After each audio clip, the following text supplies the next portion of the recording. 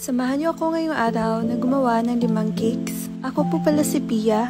Sa mga bago po dito sa Facebook page ko, ako po ay isang home baker dito sa Bago City, Negros Occidental. Wala pa po akong physical store at pinapangarap na natin magkaroon nun. Malay mo, di ba? Ibibigay sa atin ni Lord yung mga gusto natin sa buhay. At eto na nga at ginagawa ko na yung mga cake orders natin. Unang 3 cake pala na makikita nyo dito sa video ay isang tao lang po yung umorder. Thank you po again Ma'am Mary Jane sa pag-order sa cake na to. 3 7x4 size nga ng cake yung in-order niya. 2 7x4 na ube chiffon at isa din na 7x4 na moist chocolate cake. At yung moist chocolate cake nga yung una nating ginagawa ngayon. At yung design pala ng cake niya ay parang basketball themed lang siya. Tapos meron lang siyang chocolate drip at mga printed toppers. Para pala sa chocolate drip na yan, ginamit ko lang po dito is chocolate. Tapos dinagdagan ko lang siya ng konting cream hanggang sa makuha natin yung ganyang consistency. 3 celebration nga yung isa-celebrate nila ni Ma'am. Isang first birthday, baptism, at isa ding birthday. Para pala sa kulay ng cake na to, yung ginamit ko lang po ay yung Chef Master na kulay orange lang. At eto na pala yung cake natin, tapos na. O diba ang ganda? Ano sa tingin nyo? Maganda ba? At yung customer pala natin, umorder nito ay located sa Bacolod City pa. Diba? Bacolod pa talaga si Ma'am.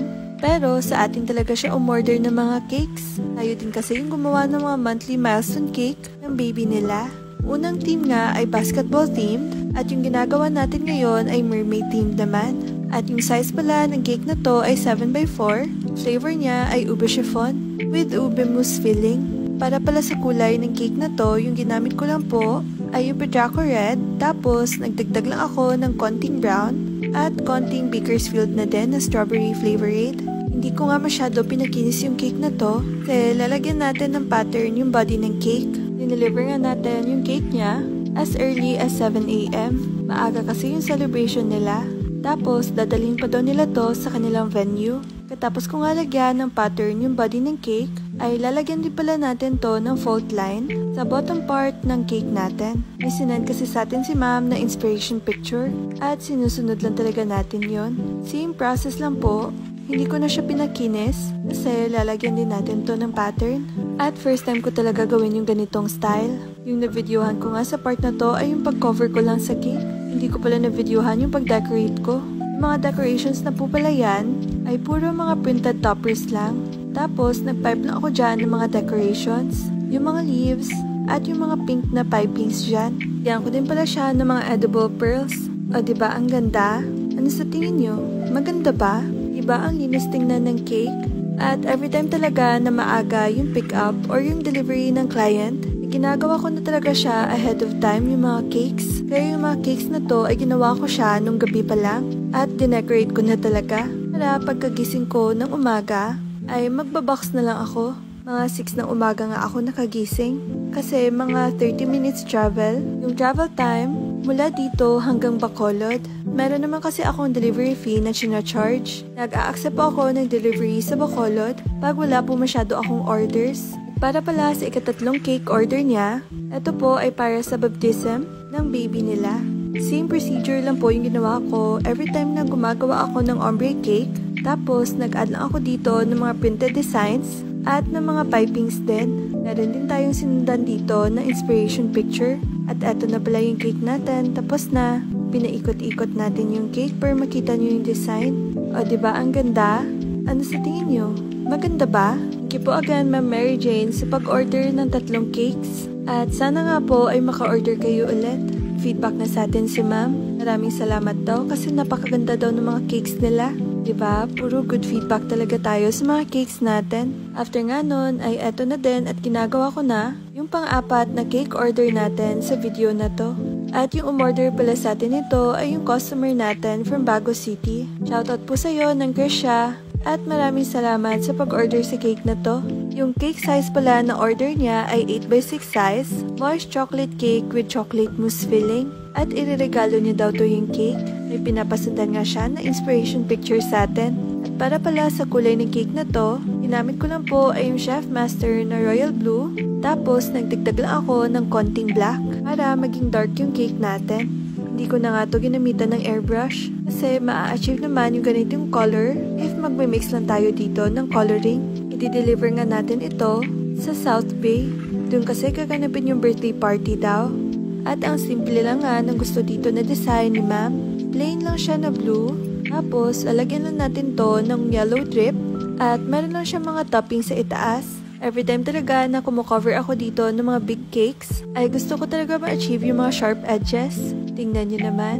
Soft icing lang to, pero achieve talaga yung mga sharp edges. At alam ko talaga na makukuha nyo to, yung ganitong technique, pag everyday na kayo nagko-cover ng mga cakes. Para pala sa drip ng cake, yung ginamit ko lang po ay yung white chocolate. Tapos, nagdagdag lang ako ng konting cream. Pinagawan ko din pala siya ng customized na fan at customized topper din. At nagdagdag din ako dito ng mga gold balls at edible pearls na din para mas maganda tingnan. Diba ang simple lang ng cake na to, pero ang elegant tingnan. Bagay na bagay talaga sa 18th birthday. O diba ang ganda? Ano sa tingin nyo? Maganda ba? Thank you again ng Krisha. At si ng Krisha pala ay ma-shop dito sa Bago City. Ito pala yung Facebook page niya. Binibenta niya nga ay yung mga top grade bags, wallets, at meron din siya mga clothing line. At sa kanya nga ako bumibili lagi ng mga wallets or mga bags. Garantisado kasi na quality talaga. At napaka worth it talaga ng price. Sa kanya ka lang nga makakabili ng mga lesser price na super quality naman yung mga items. At eto na nga at ginagawa na din natin yung pang-limang cake na order din sa atin sa video na to. Ito nga po ay 2-tier cake. Hindi ko talaga alam ba't hindi ko na-videohan yung pag-cover ko sa bottom tier ng cake natin. Ito na talaga yung na-videohan ko, yung pag-cover sa top tier. Pero di bale na, parehos lang naman to. Cake sizes ko nga sa 2-tier cake, yung bottom tier ay 8x6 size at yung top tier ay 6x4 size. Yan po yung regular size ko sa 2-tier cake. At yung gustong design pala dito ni ma'am ay parang ombre lang siya ng blue. Tapos yung napag-usapan talaga namin ni ma'am ay printed toppers lang. At lalagyan lang daw to ng customized topper. Para kasi to sa baby nila na wala na dito, na nasa heaven na. Kaya sabi ko talaga na gusto kong maging memorable yung cake na to sa kanila. Kaya ginawan ko na lang to ng fondant na rainbow para mas maganda tingnan. Kahit ang dami-dami kong mga cake orders, ay ginagawa ko talaga ng paraan na gumawa ng mga details para mas mapaganda yung mga cake orders ninyo. Minsan nga pinapagawa ko din yan ng customized topper kahit hindi nyo na siya ino-order. Para na kasi yun na mas maganda yung cake na marireceive ninyo. At eto na nga at nag-assemble na ako dito ng 2-tier cake natin. Ganito lang po talaga ako mag-assemble ng 2-tier cake. Di pa po kasi ako sanay na pinagpatong-patong na muna yung cake bago frostingan. Dito po kasi ako mas komportable. At dito po talaga napapadali yung paggawa ko ng 2-tier cake. Diba? Parang wala lang nangyari. Tapos nilalagyan ko na din siya ng support sa gitna ng cake natin. Dowel po yung bottom tier ko. Parang 6 na dowel ata yung nilagay ko dyan. Tapos meron din cake board yung second tier natin. At eto na nga at nilalagyan ko na din ng additional na support yung top tier at saka yung bottom tier. Sa bago lang kasi ito natin i-deliver. 5 to 7 minutes lang na travel time. Diba ang ganda ng pagka-ombre ng cake na to? At super happy talaga ako na naging maganda yung kinalabasan ng cake na to. At eto na nga at naglalagay na ako dito ng fondant rainbow na ginawa natin ahead of time. At sinadya ko po talaga na ganyan yung colors na ginamit ko sa rainbow. Gusto ko kasi na parang maging pastel vibe siya.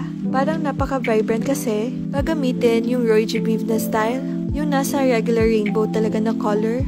At eto na nga at nagpa-pipe din ako dito ng mga clouds. Nilagyan din natin siya ng customized topper na pinapalagay dito ni ma'am. At sinulatan ko din pala to ng dedication sa cake. Hindi na kasi siya magkakasya sa cake board. Kaya sa itaas ko na lang siya sinulat. At sinulat ko lang siya na parang calligraphy style. Pero cursive lang talaga yan. At hindi talaga siya calligraphy. At tingnan nyo naman dito kung paano ako magsulat sa cake. Focus na focus talaga. Bawal kasi magka-wrong spelling dito. Diba? Ang ganda ng cake. At nilagay na natin yung customized topper na pinagawa natin kay Ma'am Sharon. Maraming salamat po pala Ma'am Sharon sa napakagandang cake toppers. At maraming salamat po pala Ma'am Jam sa pag-order ng cake na to. It is an honor po talaga na gumawa ng cake ng baby ninyo. At happiest birthday Alex Angelo in heaven. Sana ay naging happy ka sa cake na ginawa ko. Ginawa ko talaga yung best ko dito para mapaganda. Para at least napangiti kita dyan Kung nasaan ka man ngayon, pinaikot-ikot natin yung cake para makita nyo yung design. O diba, ang ganda? Ano sa tingin nyo? Maganda ba? Maraming salamat po pala sa mga clients ko na parati na nag-order sa akin ng mga cakes at sa mga new clients ko na gusto talaga matikman yung mga cakes natin. So, yun lang po. Bye!